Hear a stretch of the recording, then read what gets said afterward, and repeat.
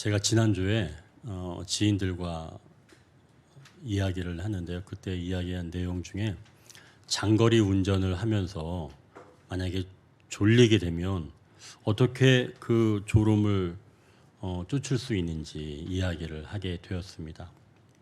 한 사람은 자기는 이런 방법을 쓴다는 거예요. 자기는 장거리 갈 때 차를 타자마자 노래를 시작한다는 겁니다. 그리고 내릴 때까지 노래를 끝내지 않고 계속 노래를 부른다는 거예요. 또 한 사람은 오징어 같은 것을 계속 씹고 내려간다는 겁니다. 그러면 졸립지 않다는 거예요. 그래서 저도 이제 나름대로 방법이 있는데요. 저는 어떤 방법이 있냐면 저는 살을 꼬집습니다. 그러면 그 순간은 잠이 싹 달아나죠.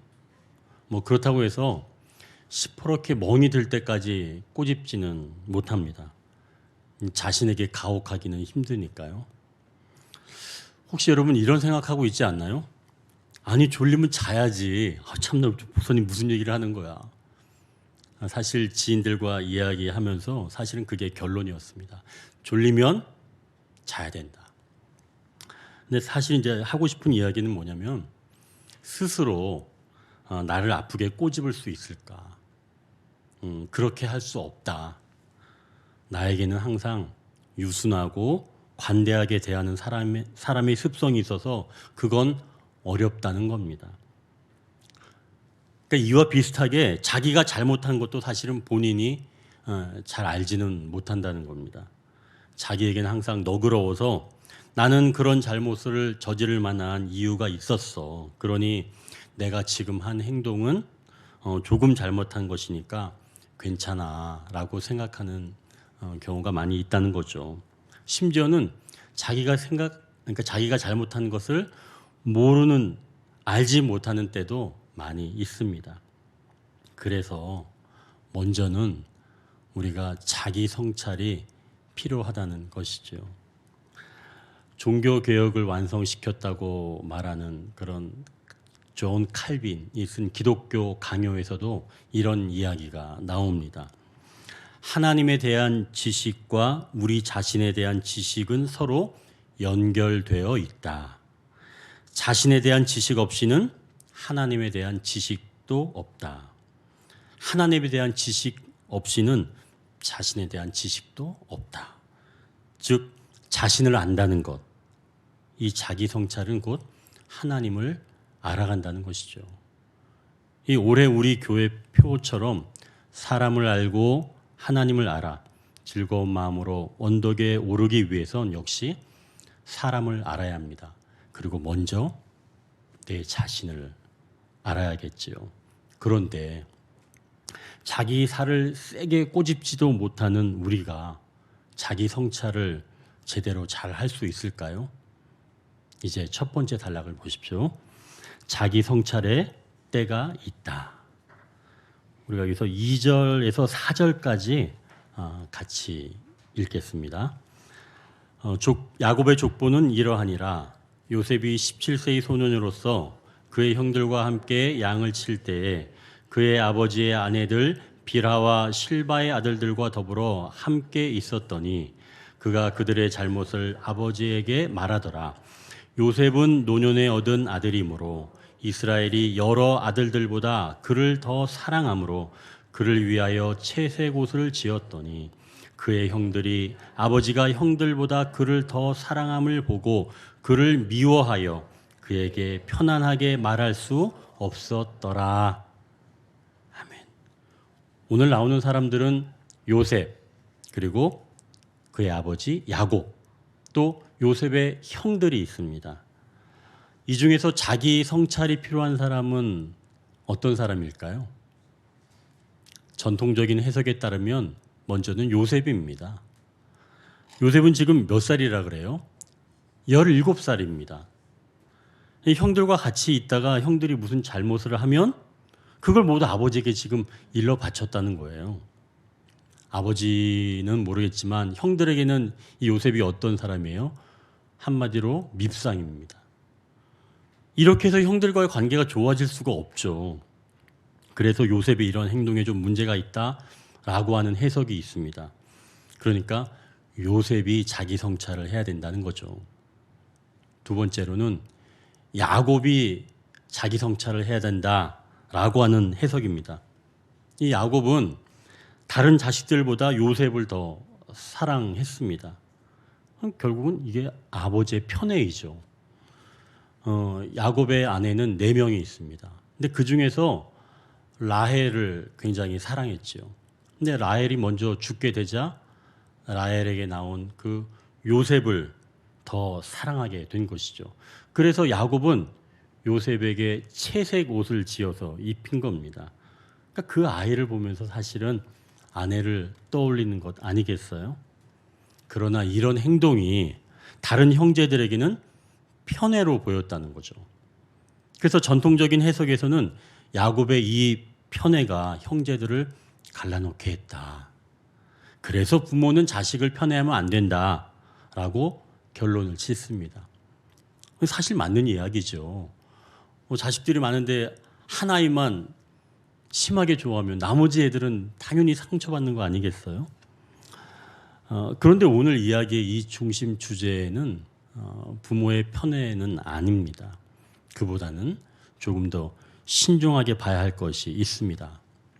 자, 그럼 이제 나머지 사람, 요셉의 형들이 있겠죠? 그럼 요셉의 형들이 자기 성찰을 해야 할까요? 오늘 본문에는 사실은 요셉의 형들은 일방적으로 당하고 있습니다. 동생의 고자질, 그리고 아버지의 편애, 이런 것들로부터 지금 마음이 상한 형들인데 이 형들이 지금 자기 성찰을 해야 할까요?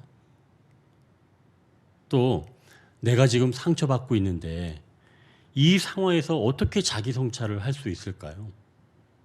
먼저 자기 성찰을 하기 위해선 하지 말아야 할 것이 있습니다. 그것은 내가 나를 판단하는 겁니다. 아까 말씀을 드렸던 것처럼 내 살을 내가 꼬집을 때 아프게 꼬집을 수 있다 그랬어요? 정말 아프게 꼬집을 수는 없어요. 나에게는 너그럽고 관대하게 대한다는 거죠. 이 자기 성찰을 위해서는 내가 나를 판단하는 것이 그만큼 어렵다는 겁니다. 이 만약에 내가 나를 판단하게 되면 두 가지 편향되는 모습으로 나타날 수 있는데요. 한 가지는 좀 전에 말씀드렸던 것처럼 나를 괜찮게 여기는 겁니다. 다른 사람이 보기에는 정말 잘못된 것인데도 본인은 그럴 만한 이유가 있어서 심각하게 보지 않는 겁니다. 나는 얼마든지 개선될 수 있고 또 그만큼 나쁜 사람은 아니다 라고 자신을 생각하는 거죠. 또 다른 방향으로는 자신의 그 모습을 지나치게 그 문제를 확대해서 해석하는 경향이 있는 겁니다. 시험 점수가 나왔어요. 그런데 70점이 나온 겁니다. 이 점수를 보고 나는 구제불능이야. 나는 먹을 자격도 없어. 라고 판단하면 어때요? 아니, 70점이면 어때요? 우리가 70점 그러면은 수미양가로 따지면 그게 뭐죠? 한 미 정도 되지 않나요? 미는 아름다울 미. 아름다운 점수 아닌가요? 물론 목사님 70점 안 맞아봤구나 뭐 생각할 수 있겠지만 자신이 생각하면 그게 정말 부끄러운 점수 생각할 수 있지만 그렇지는 않다는 겁니다. 이처럼 자기가 성찰할 때 두 편향된 모습, 하나는 자기를 너무 관대하게 너그럽게 대하는 경향이 있고 또 극단인 경우에는 자기의 문제를 너무 어렵게 형편없게 보는 바로 그렇게 해석하는 경우가 있다는 것이죠. 그래서 자기가 자기를 그렇게 판단, 해석하는 것은 곤란하다는 이야기입니다. 그럼 도대체 자기 성찰을 어떻게 하라는 거예요? 자기 성찰은 타인의 행동을 통해서 나를 바라보는 것이 오히려 더 정확하다는 겁니다. 2절에 지금 요셉의 형들이 요셉의 행동을 통해서 자신들을 바라볼 수 있어야 합니다. 요셉이 형들의 잘못을 지금 아버지에게 말하고 있잖아요. 당장에 보면 기분이 굉장히 나쁩니다. 형제의 사소한 잘못을 알게 된다면 이 모른 채 하거나 또는 뭐 그냥 적당히 넘어가든지 해야 되는데, 형들이 잘못할 때마다 매번 이 요셉이 지금 아버지에게 이른다면 그게 오히려 형제로서 잘못하는 게 아닌가, 형들이 억울하게 생각할 수 있지만 사실은 형들이 어느 수준 정도의 잘못을 했는지 구체적으로 지금 알 수 있는 길은 없습니다. 그러나 과거에 형들이 했던 그런 일들을 살펴본다면 이 상황을 좀 알 수가 있는 거죠. 창세기 34장에 이런 일이 있었습니다. 야곱이 세겜에 정착을 했었는데요. 그때 그 야곱의 딸 디나가 그 동네 소녀들은 어떤지 동네에 마시를 나갔습니다. 근데 그때 그 동네 추장인 그 세겜이 이 야곱의 딸을 디나를 겁탈한 겁니다. 이 이야기를 이 야곱의 아들들이 들에서 일하다가 알게 됐죠. 그래서 추장을 만나러 갑니다. 이 야곱의 아들들이요. 그래서 이제 이 요셉의 형제들이죠. 이 요셉의 형제들이 계략을 꾸미는 거예요. 그냥 결혼을 시킬 수는 없고, 네가 사랑한다니까 우리 누이와 그냥 결혼시킬 수는 없고, 만약 너희 남자들이 다 할례를 받으면 그때는 결혼을 시키겠다, 이렇게 이야기를 하죠. 그래서 이 세겜 추장이 그것을 좋게 여겨서 모든 남자들이, 세겜 족속들이 다 할례를 받게 됩니다. 남자들이 할례를 받게 되면 굉장히 고통스러운 기간이 있잖아요. 자, 아직 고통스러울 때 이 형들이 세겜에 사는 모든 남자들을 죽이고 자녀와 아녀들을 사로잡고 물건들을 노략해 버립니다. 이 일로 인해서 야곱은 이 아들들을 크게 나무라게 되죠. 그리고 그때 이렇게 이야기를 합니다. 이 요셉의 형들이 어떻게 얘기하면, 아버지한테 어떻게 얘기하냐면 이렇게 얘기해요. 34장 31절인데요. 그들이 이르되 그가 우리 누이를 창녀같이 대우함이 옳으니까. 누이가 당한 일은 큰 아픔이지만 이 야곱의 아들들은 수백 배로 갚아준 거죠. 너무나 끔찍한 폭력을 행사했지만 자신들의 그 심각성은 하나도 모르는 겁니다. 이 일로 인해서 야곱이 자기 집에 있는 모든 자들을 데리고 그곳을 떠났어야 했죠. 그 야곱이 이 가솔들을 이끌고 이 베델로 올라갔는데요. 올라가기 전에 이 야곱이 가솔들에게 이렇게 이야기를 합니다. 35장 2절인데요. 야곱이 이에 자기 집안 사람과 자기와 함께한 모든 자에게 이르되 너희 중에 있는 이방 신상들을 버리고 자신을 정결하게 하고 너희들의 의복을 바꾸어 입으라. 야곱의 아들들이 이방 신상을 여전히 품고 있었고 너희들의 의복을 바꾸어 입으라 라고 하는 것을 보면 폭력으로 얼룩진 피 묻은 의복을 바꾸어 입으라 라고 하는 것이겠죠. 그러니 야곱의 아들들, 즉 요셉의 형들은 폭력성을 갖고 있었고 영적으로도 심각하게 타락해 있었다는 겁니다. 그뿐만이 아니라 야곱의 아내였던, 아까 얘기했던 그 사랑했던 아내 라헬이 죽게 됩니다. 그래서 이 라헬을 베들레헴에 묻고 나서 이제 이 야곱이 가솔들을 이끌고 에델 망대를 지나서 장막을 쳤는데, 그런데 그때 야곱의 큰아들인 르우벤이 아버지의 첩이었던 빌하와 동침하는 사건이 벌어집니다. 형제들은 이 사건을 다 알게 됐습니다. 그래서 아버지 야곱도 알게 되었지요. 그래서 35장 22절에 이렇게 말씀합니다. 이스라엘이 그 땅에 거주할 때 르우벤이 가서 그의 아버지의 첩 빌하와 동침하며 이스라엘이 이를 들었더라. 야곱이 그걸 들었다는 겁니다. 그러니까 요셉의 형 중에서 아버지의 첩과 동침까지 하였고 결국은 이들의 상태는 지금 최악이라는 겁니다. 폭력적이며 영적으로 타락했고 성적으로는 선을 넘어도 한참 넘은 형들이 바로 요셉의 형들이라는 거죠. 그래서 오늘 본문 2절에 지금 요셉이 17살인데 형들의 그런 모습을, 행동을 알았을까요? 몰랐을까요? 17살 먹은 아이가 말입니다. 알았죠. 충분히 알았습니다. 그래서 여기서 말하는 형들의 잘못은 그러니까 견줄 만한 형들이 그동안 잘못해왔던 것들과 견줄 만한 그런 잘못들일 수도 충분히 있다는 겁니다. 왜 그러냐면 이 형들은 그런 잘못을 저질러 놓고도 자기들이 잘못한 게 뭔가 이렇게 생각할 정도였으니까요. 그러니 요셉이 아버지에게 형들의 잘못을 이루는 모습을 통해서 요셉의 형들은 자기 성찰을 할 수 있었다는 말씀입니다. 아, 우리의 행동들이 우리보다 한참 어린 동생이 보기에도 누군가에게 제재를 받아야 할 만큼 심각한 것이구나. 자기들의 모습을 바라볼 수 있었다는 것이죠. 또 하나 3절을 보면 야곱이 요셉에게만 채색 옷을 입힌 것을 보고도 형들은 아버지가 요셉을 더 사랑을 보고 그를 미워했다고 말하는 겁니다.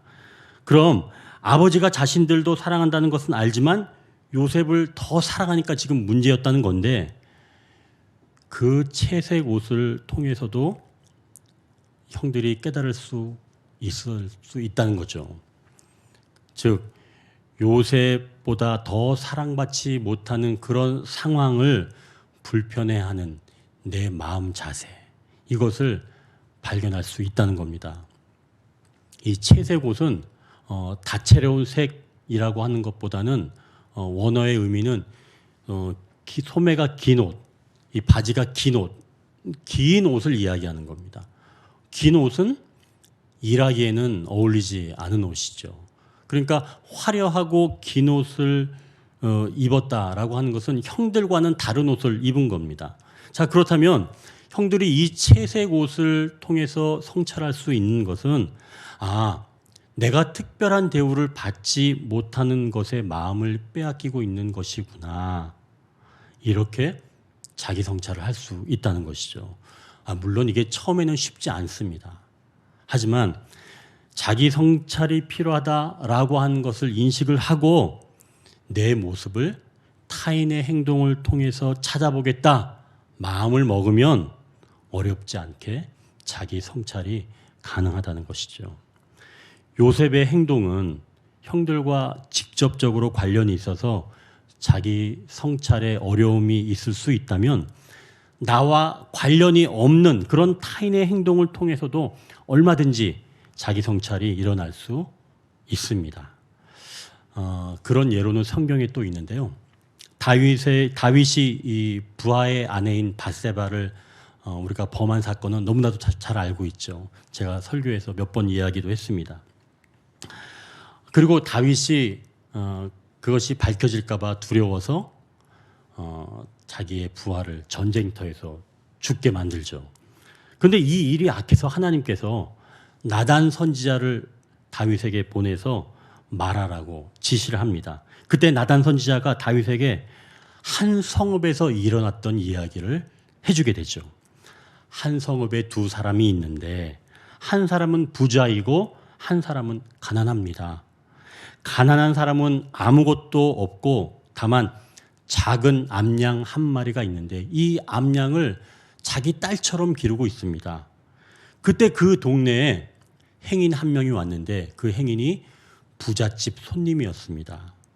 그 부자가 그 행인에게 대접을 하려고 자기에게 있는 양과 소는 아껴서 잡지 않고 오히려 가난한 사람의 그 한 마리 새끼 암양을 빼앗아서 자기 집에 온 행인을 위해 잡았습니다. 라고 나단이 다윗에게 이야기를 하니까 다윗이 그때 이렇게 이야기를 합니다. 여호와의 살아계심을 두고 맹세하노니 이 일을 행한 그 사람은 마땅히 죽을 자라. 나단이 다윗이 한 말을 듣고 당신이 바로 그 사람입니다 라고 말했습니다. 결국 타인의 행동은 객관적으로 잘 판단하기에 그 모습에서 자신의 행동을 발견할 수가 있다는 것이죠. 그런데 이것도 어렵다면 타인에게서 나의 이야기를 듣는 방법도 있습니다. 그러니까 직접 듣는 거죠. 물론 이제 이건 그렇게 좋은 방법은 아닙니다. 타인이 나를 보고 직접 이야기해 주는 것도 사실은 주관적인 의견이 좀 들어간 거기 때문에 정확도가 좀 떨어집니다. 하지만 내가 나를 보는 것보다는 좀 더 정확하게 볼 수 있으니 자기 성찰에 도움이 되는 거죠.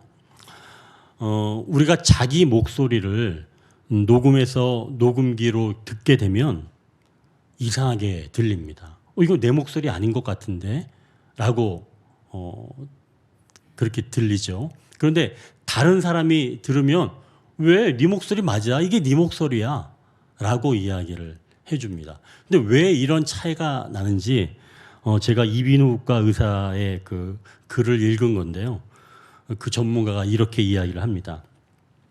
우리는 상대방의 소리를 들을 때 공기를 통해서 들리는 소리로 그의 말을 인식합니다. 상대방이 말하면 공기를 타고 외이, 중이, 다시 뇌이를 거쳐 청신경에서 뇌로 전달되어 소리를 인식하게 됩니다. 그런데 자기가 말하는 소리는 들리는 방식이 좀 다릅니다. 조금 전에 공기를 통해서 들리는 소리도 있지만 자기가 말할 때 두개골의 진동을 통해서 발생하는 소리도 들려서 두 개가 합쳐진 소리로 듣게 됩니다. 그러니 녹음기에 녹음된 자기 소리와 자기가 말할 때 듣는 자기 소리와는 상당한 차이가 있는 것이지요. 그러니 두개골의 진동으로 발생하는 소리는 자기만 들을 수 있는 소리이므로 그것을 제외한 공기만으로 전달된 소리가 원래 나의 목소리라고 생각하는 것이 좋습니다. 그래서 내가 아니라 상대가 듣는 것이 조금 더 객관적인 소리입니다. 라고 의사가 이렇게 이야기를 하더라고요. 그러니까 자기 성찰도 이와 같은 겁니다. 내가 나를 바라보는 것보다는 차라리 남이 나를 보는 게 진짜와 더 가까울 수 있다고 볼 수 있는 거죠. 그러니 자기 성찰을 위해서는 나에게 솔직하게 말해줄 수 있는 친구 한 명쯤은 있어야 한다는 겁니다. 다윗에게는 나단이 그런 자였겠죠. 친구가 내 속을 긁는 말을 하더라도 잘 분별해서 들으면 자기 성찰의 기회를 얻을 수 있습니다. 그러니 뭔가 마음이 좀 불편할 때는 자기 성찰의 때인 것을 기억하십시오. 이제 두 번째 단락입니다. 더욱 미워하는 관계가 된다. 7절에서 9절까지 같이 읽겠습니다. 우리가 밭에서 곡식단을 묶더니 내 단은 일어서고 당신들의 단은 내 단을 둘러서서 절하더이다. 그의 형들이 그에게 이르되 내가 참으로 우리의 왕이 되겠느냐 참으로 우리를 다스리겠느냐 하고 그의 꿈과 그의 말로 말미암아 그를 더욱 미워하더니 요셉이 다시 꿈을 꾸고 그의 형들에게 말하여 이르되 내가 또 꿈을 꾼즉 해와 달과 11별이 내게 절하더이다 하니라.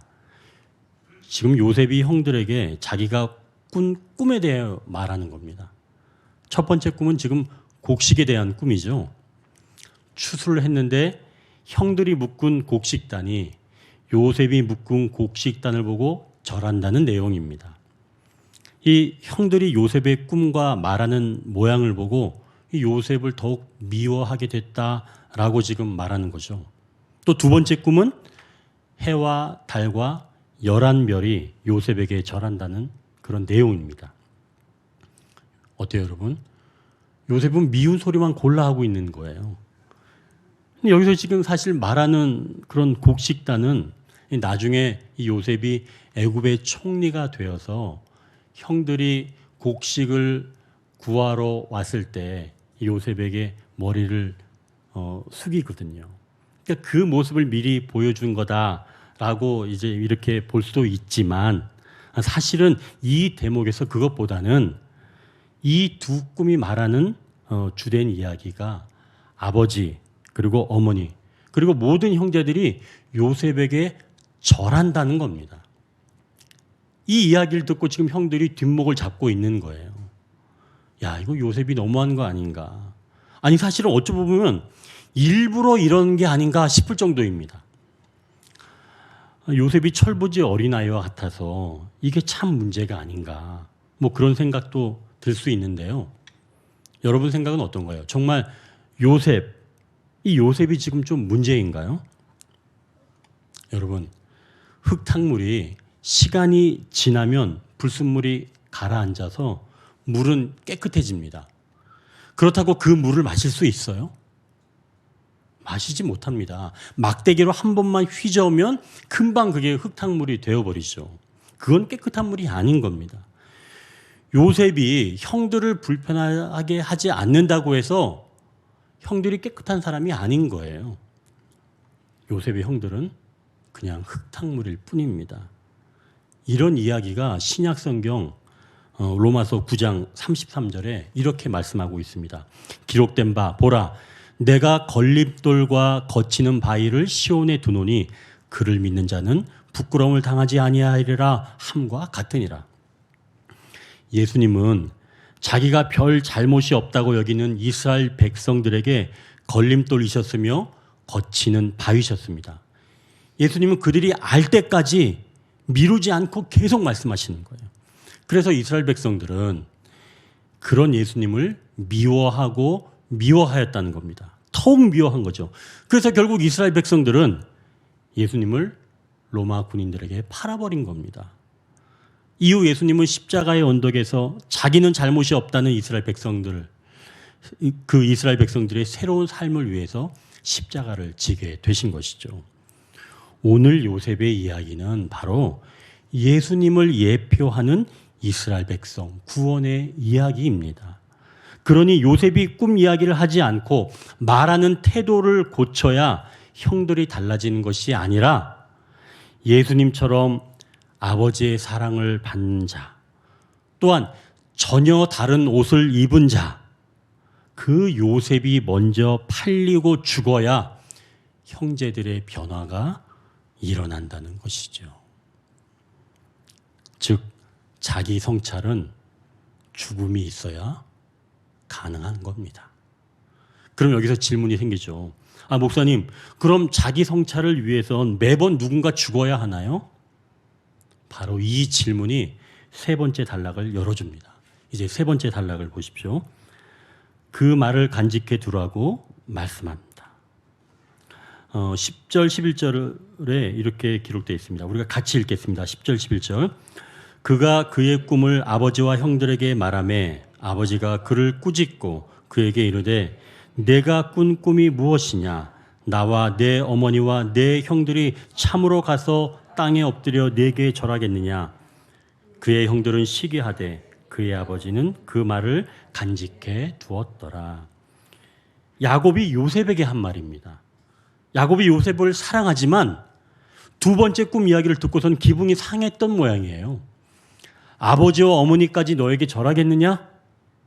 질문하면서 불편한 기색을 보인 겁니다. 하지만 야곱은 이제 어느 정도 성숙한 신앙인이 되었습니다. 이스라엘이라는 새로운 이름도 얻게 되었지요. 그리고 가문을 이끄는 어른이 되었습니다. 그런데 요셉의 꿈 이야기를 통해선 이 야곱이 자기 성찰을 할 수 없었던 거예요. 그래서 요셉이 한 이야기를 듣고 야곱은 불편한 감정을 나타낸 겁니다. 분명 야곱은 자기 성찰을 했던 사람인데도 요셉의 이야기를 통해서 자기 성찰이 잘 안 된 거죠. 그럼 자기 성찰을 위해서 매번 사람이 죽어야 하는가? 이 문제를 여기서 생각해 볼 수 있습니다. 자기가 문제라는 사실을 한 번이라도 깨달은 사람은 항상 어떤 문제에서 자기가 먼저 알아야 할 것이 무엇인지 생각합니다. 이 야곱도 그런 거죠. 자, 그런데 이번에 야곱은 요셉의 꿈 이야기에 대해서 전혀 알 수가 없었던 겁니다.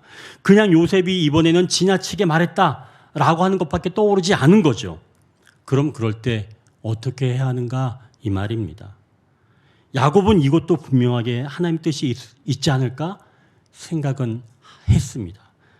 그래서 야곱이 취한 태도가 바로 11절입니다. 요셉의 꿈 이야기에 대해서 형들의 반응은 요셉을 시기하는 것이었지만 야곱은 요셉의 말을 어떻게 했다고 얘기합니까? 가슴에 간직하게 되었다는 겁니다. 간직하게 되었다는 거예요. 결국 내가 겪는 일, 내가 들은 말을 어떻게 받아들여야 할지 잘 모르겠다면 우선은 그 말을 어떻게 하라는 거예요? 마음에, 가슴에 간직해 두고 있어라 라고 하는 겁니다. 제가 전에 섬기던 교회에서 있었던 일인데요. 제가 사무실에 있는데 어느 권사님이 책상 위에 놓고 쓰는 스탠드를 가지고 들어오는 겁니다. 제가 그 스탠드를 딱 보자마자 그 스탠드가 어디에서 난 건지 저는 금방 알았습니다. 근데 그 권사님이 딱 그 스탠드를 가지고 들어오면서 이렇게 얘기하시는 거예요. 아, 이 스탠드가 쓸만한 것 같은데 저 식당 캐비넷에 있더라고요. 그렇게 얘기를 하는 겁니다. 사실 그러면서 저한테 건네주는 것은 뭘 의미하겠어요? 이거 아직 쓸만하니까 목사님 쓰세요. 뭐 이런 거잖아요. 저는 그런 눈치로 받았습니다. 그래서 저는 그때 마음이 굉장히 복잡해졌지요. 사실 그 스탠드는 담임 목사님이 한 15년 정도 사용을 하셨던 스탠드였는데 눈이 침침하다 그러셔서 제가 보니까 그 스탠드가 이제 수명이 다 됐구나. 이걸 그 램프를 갈아도 이게 그렇구나. 그래서 제가 새 것으로 사다 드리고 제가 그것을 쓰레기통에 버렸습니다. 그런데 그 다음 주에 보니까 버렸던 그 스탠드가 없어졌는데 여기 보니까 식당 캐비넷에 그게 들어가 있는 거예요. 그러니까 누군가 그걸 다시 걷다 갖다 놓은 거죠. 보기에는 멀쩡하니까. 그러고 나서 그게 2년이 시간이 지난 겁니다. 근데 그 권사님은 그걸 가지고 다시 저한테 가지고 들어온 거죠. 제가 버렸던 스탠드가 2년 만에 다시 제 손으로 돌아온 겁니다. 예전 같으면 마음이 좀 불편해졌을 거예요. 아니 어떻게 이런 걸 나한테 다시 쓰라고 할까? 하지만 저는 어떤 상황에서도 자기 성찰의 기회를 삼아야 한다. 제가 생각을 했었기 때문에 우선 그 스탠드를 감사하게 받았습니다. 아유, 권사님 감사합니다. 알겠습니다. 제가 잘 확인해서 볼게요. 그렇게 하고 받았습니다. 그러면서 이제 놔뒀죠. 그리고 이제 한참 다른 일을 하고 다시 이제 스탠드를 받습니다. 좀 괘씸하긴 하지만 너 여기서 또 왔냐? 근데 그때 이참에 그럼 이 스탠드에 대해서 좀 알아볼까? 하는 그 마음이 들었어요. 그래서 스탠드를 들고 제가 돋보기를 쓰고 자세하게 보이지 않는 아주 제품 사용 설명서 같은 그 조그만 스티커를 찾아봤습니다. 그리고 제가 인터넷을 검색을 해봤죠. 근데 그 회사가 아직도 있는 겁니다. 그리고 그 제품이 당당하게 어떤 제품군에 올라가 있는데요. 놀라운 것은 그 스탠드의 특징이었습니다. 그 스탠드의 특징이 어떤 거냐면 이렇게 거기서 표현하고 있어요. 사각지대 없는 360도 회전 스탠드.